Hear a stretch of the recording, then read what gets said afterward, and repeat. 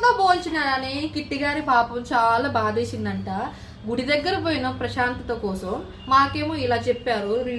వీధి కుక్కల వీడియోస్ ఎందుకు చూస్తున్నారంటే, ఇప్పుడు మీరు వీధి కుక్కలు లాగానే కదా, ఎప్పుడు ఎలా ఉంటారో అనేది తెలియదు. మీకు చూపిస్తారండి వీడియో అంతా, ఇది ప్లే లాగా పెట్టాలి, చూడండి ఒకసారి.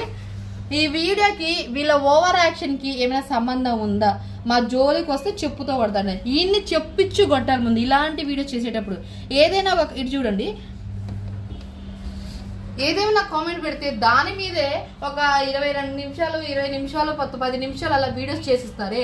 మిమ్మల్ని వీధి కుక్కలు అనుకోతే ఏమంటారు, పందులు ఏమైనా అంటారా?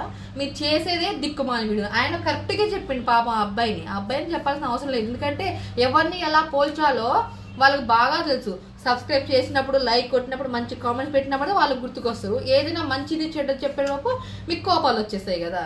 నిజంగా బాగానే చెప్పారు లత గారు, కిట్టి గారు. మీకు నేను నిజంగా నా వీడియోస్ చూస్తే మీరు షాక్ అవుతారు. ఒక నెల రోజులు అన్నం కూడా తిన్నాను అనమాట. అలా ఉంటే మీ గురించి నా ఛానల్లో వీడియోస్.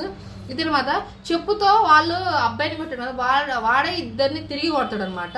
ఇది ముచ్చట. లాంగ్ వీడియో పెడతాను చూడండి.